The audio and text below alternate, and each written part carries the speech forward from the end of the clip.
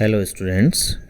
छात्रों, आज हम थर्ड ईयर के सर्वेइंग वाले चैप्टर के अंतर्गत हम प्लेन टेबल सर्वेक्षण के बारे में पढ़ेंगे। इसके बारे में पूर्व में मैं आपको प्लेन टेबल के प्रमुख उपकरणों के बारे में बता चुका हूँ, जिसमें प्लेन टेबल, उसका त्रिपाद स्टैंड और इसके अलावा जो उपकरण हैं जिसके द्वारा हम सर्वेक्षण करते हैं और अन्य कार्य पूर्ण करते हैं, उसके ऊपर हमने बात पिछले वीडियो में की थी। कुछ और उपकरण हैं जिसके बारे में मैं और आपसे शेयर करना चाहता हूं, उसके बारे में मैं आपको बता देता हूं। प्लेन टेबल में एक और उपकरण है जिसका नाम है ट्रफ कंपास। ये ट्रफ कंपास क्या होता है? चुंबकीय दिक्सूचक यंत्र होता है जो अलोह धातु से बना है और इसका उपयोग चुंबकीय उत्तर ज्ञात करने हेतु किया जाता है।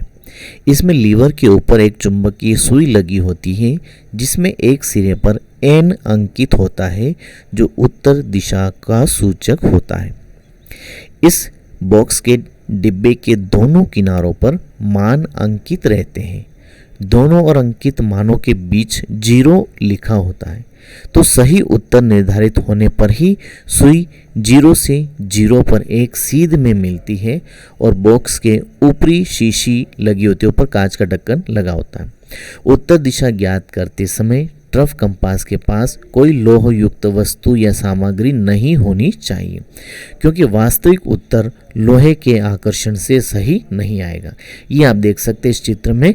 ये है आपका ट्रफ कंपास, जिसकी सहायता से हम चुंबकीय उत्तर दिशा ज्ञात करते हैं। इसके बीच में एक सुई है, ये हिस्सा आपका एजेट कहलाता है। इधर इसका बंधन पेच है जिसे हम ब्रेक पिन कहते हैं, जिसे दबाने से या बंद करने से सुई स्थिर हो जाती है और इस पर मान अंकित होते हैं। ये है आपका उत्तर दिशा निर्धारित करने का यंत्र जिसे हम ट्रफ कंपास कहते हैं। इसका डायग्राम आप अच्छे से देख सकते हैं। ये मेन स्केल लिखा हुआ है, इसकी ऊंचाई कितनी है ये आप देख सकते हैं। ये आई जिट नहीं एजेट है, एजेट केप होती है जो है लिखा है, और ये एन अंकित होता है जो नॉर्थ दिशा का चुंबकीय सुई को दर्शाने वाला हिस्सा है। दूसरा जो महत्वपूर्ण उपकरण है वो दर्श रेखक या एलिडेड है। साधारण प्रकार के एलिडेड में पीतल या सागवान आदि किसी कठोर लकड़ी से बने समांतर किनारे वाली स्केल या पटरी के दोनों सिरों पर स्थिर कर रखकर या मोड़कर रखे जा सकने वाले 2 लंबवत फलक होते हैं। एक फलक में ऊर्ध्वाधर महीन रेखा के समान कटी झिरी होती है जिसके सिरों पर और मध्य में गोल छिद्र होते हैं जिसे अवलोकन छिद्र कहते हैं, और दूसरे फलक की झिरी में एक पतला धागा या तार बंधा होता है। ये है आपका एलिडेड। जो हिस्सा अवलोकन छिद्र वाला है वो हमारी ओर रहता है, उसे हम नेत्र फलक कहते हैं या आई वेन कहलाता है, और दूसरा जो क्षेत्र के विवरण की ओर होता है उसे हम दृश्य फलक या लक्ष्य फलक कहते हैं, ऑब्जेक्ट वेन के नाम से जाना जाता है।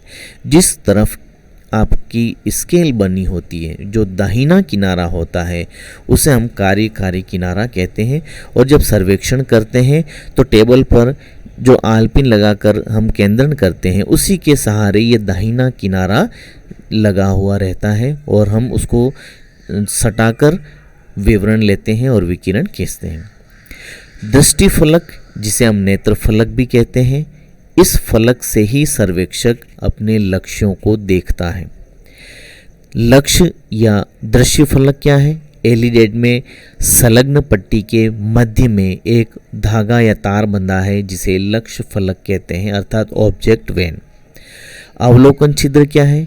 एलिडेड की झिरी में ऊपर, बीच में और नीचे बने छिद्र लक्ष्य को देखने के लिए होते हैं जो अवलोकन छिद्र कहलाते हैं। कार्यकारी किनारा क्या होता है? एलिडेड के किनारे के सहारे लक्ष्य की ओर रेखा खींची जाती है और सुविधा हेतु एलिडेड के किनारे ढालदार बना दिए जाते हैं, प्रमाणित होते हैं, जिसे कार्यकारी किनारा कहते हैं। अब एक प्रक्रिया इसमें होती है केंद्रण की। वो क्या है मैं आपको वो भी समझा देता हूँ। केंद्रण से तात्पर्य सर्वे स्टेशन की लंबवत दिशा में आरेख पट पर स्थिति ज्ञात करने से होता है। केंद्रण करने के लिए टेबल में अर्थात आरेख पट्ट में साहुल कांटा लगाकर कांटे को इस प्रकार इधर उधर हटाते हैं कि उसमें लटके साहुल पिन की नोक सर्वे स्टेशन के ठीक ऊपर आ जाए। इसके बाद आरेख पट पर कांटे की नोक से इंगित बिंदु को पेंसिल से अंकित करके उस पर आल पिन गाड़ देते हैं। यह आल पिन केंद्र को आरेख पट पर केंद्र के रूप में दर्शाती, अर्थात हम शॉर्ट में कहें तो ये धरातल के बिंदु को कागज पर प्रदर्शित करने की प्रक्रिया है। जब हम यहाँ पर हम आलपिन लगाते हैं तो उसी के सहारे एलिडेट रखकर हम सर्वे दंड और अन्य विवरणों को देखकर विकिरण खींचते हैं या किरण खींचते हैं। यदि दूसरे स्टेशन पर केंद्रण करना हो तो प्रारंभिक या पहले स्टेशन से टेबल को उठाकर अगले स्टेशन पर रखते हैं और उसकी स्थिति पहले से ड्राइंग शीट पर केंद्रित होती है, अंकित होती है। तो हम क्या करेंगे, साहुल कांटे की नोक को पहले से अंकित बिंदु पर स्थिर रखते हुए पूरे टेबल को इधर उधर हटाकर केंद्रण करते हैं और इस प्रक्रिया में आरेख पट्ट की क्षैतिज दिशा में अंतर आ सकता है। अतः केंद्रण करने के बाद आरेख पट्ट को पुनः समतल करते हैं। कुछ कोशिश करने के बाद प्लेन टेबल का केंद्रण और समतलन दोनों प्रक्रियाएं हो जाती हैं। अब इसमें एक विधि है जिसका नाम है विकिरण विधि। इसमें क्या होता है, विकिरण विधि में एक ही सर्वेक्षण केंद्र से क्षेत्र के विभिन्न विवरणों की ओर मापनी के अनुसार विकिरण खींचकर प्लान बनाते हैं और इसमें सभी किरणें एक ही बिंदु से अलग अलग दिशाओं की ओर खींची जाती हैं। इसे विकिरण या अरीय रेखा विधि कहते हैं। जैसे आप ये देखेंगे, ये क्षेत्र के अलग अलग विवरण या ऑब्जेक्ट हैं जो हमें दिखाई दे रहे हैं और ये बीच का सेंटर पॉइंट है जहां हमने प्लेन टेबल को स्थापित किया है। तो हम क्या करेंगे, इस पूरी प्रक्रिया को मैं आपको समझा रहा हूँ। सबसे पहले हम मध्य का भाग, जैसे मान लिया ये ए चुना है तो हम यहाँ से इन सभी को देख सकते हैं। तो यहाँ पर प्लेन टेबल की स्थापना करते हैं, टेबल के ऊपर शीट लगाते हैं और उसके ऊपर कोई बिंदु अंकित कर देते हैं। अब हम इसका स्पिरिट लेवल की सहायता से समतलन करके इसकी जांच कर लेते हैं। टर्फ कंपास की सहायता से उत्तर दिशा का निर्धारण करेंगे और ड्राइंग शीट पर दाहिने हाथ के ऊपर हम उत्तर दिशा का अंकन कर लेते हैं। नेक्स्ट स्टेप में क्या होगा, मापक का निर्माण करते हैं, स्केल बनाते हैं। सर्वे हेतु निर्धारित लक्ष्यों के विस्तार और कागज के आकार को देखते हुए उपयुक्त मापक का चयन किया जाता है। अगले स्टेप में हम क्या करेंगे, अब ए स्टेशन की स्थिति ड्राइंग शीट पर अंकित करते हैं, वहां आलपिन लगाते हैं और चिमटे का नुकीला सिरा आलपिन से सटाकर रखने पर चिमटे की दूसरी भुजा से लटकता हुआ साहुल कांटे का पिंड उस स्टेशन की स्थिति को दर्शाता है। तो ये प्रक्रिया केंद्रण कहलाती है, जो मैं पहले बता चुका हूँ। केंद्रण के द्वारा ड्राइंग शीट पर अंकित स्टेशन से लंबवत स्थिति पर धरातली स्टेशन अंकित हो जाता है और यहीं से विभिन्न लक्ष्यों की दूरियां नापी जाती हैं।